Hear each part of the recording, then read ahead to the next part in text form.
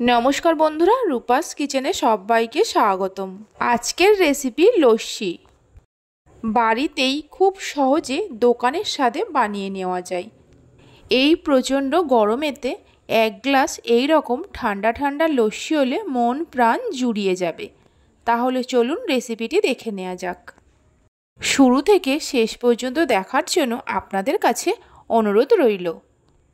প্রথমে একটা পাত্রের মধ্যে নিয়ে নেব 500 গ্রাম টক দই। এটা 1 কেজি প্যাকেটের টক দই, এর থেকে অর্ধেকটা নিয়ে নেব। এবার এই টক দইয়ের মধ্যে দিয়ে দেব 10-12টা আইস কিউব। দিয়ে দেব 5 টেবিল চামচ গুঁড়ো চিনি। আমি এখানে গুঁড়ো চিনি ব্যবহার করছি, আপনারা চাইলে দানা চিনির ব্যবহারও করতে পারেন, তবে দানা চিনি ব্যবহার করলে মিশতে একটু টাইম লাগে। চিনিটা চাইলে আপনারা কম বেশি করে নিতে পারেন। স্বাদ মতো নুন দিয়ে দেব।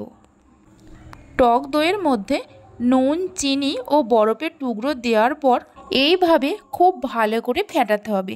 এটা আপনারা চাইলে মিক্সিতেও করে নিতে পারেন। এইভাবে মিনিট 5-6 সময় ধরে ফেটাতে থাকবো, মানে বরফের টুকরোগুলো যতক্ষণ না গলে যায় এইভাবে ফেটাতে থাকবো। মিনিট 5-6 ফেটানোর পর দেখুন বরফের টুকরোগুলো একদম মেল্ট হয়ে গেছে আর এর মধ্যে একটা ক্রিমি টেক্সচার চলে এসছে। এটাকে এইভাবে রেখে দেব। এবার একটা ভাজা মশলা তৈরি করে নেব। কড়ার মধ্যে 1 চামচ গোটা জিরে দিয়ে হালকা করে ভেজে নেব, মানে জিরের সুন্দর গন্ধ আসা পর্যন্ত ভেজে নেব। জিরেটা ভেজে নেওয়ার পর একটা মিক্সির জারের মধ্যে ঢেলে নেব। এর মধ্যে দিয়ে দেব 1/2 চামচ চাট মশলা আর 1/2 চামচ বিট লবণ। ঢাকা দিয়ে মিক্সিতে গুঁড়ো করে নেব। এই ভাজা মশলাটা আপনারা যে কোনো শরবতের মধ্যে ব্যবহার করতে পারেন, খেতে খুবই ভালো লাগে। দেখুন ঠিক এরকমভাবে গুঁড়ো করে নেব। এবার লস্যিটা গ্লাসের মধ্যে ঢেলে নেব। এইভাবে একবার লস্যির রেসিপিটি বাড়িতে বানিয়ে দেখতে পারেন। বাড়িতে বানালে খেয়ে আপনাদের কেমন লাগলো কমেন্ট বক্সে জানাতে ভুলবেন না। গ্লাসের মধ্যে লস্যি ঢেলে নেওয়ার পর এর ওপরে কিছু পেস্তা বাদাম আর আমন্ড বাদাম কুচি দিয়ে দেব। এটা সম্পূর্ণভাবে অপশনাল, যদি থাকে দেবেন, যদি না থাকে তাহলে নাও দিতে পারেন।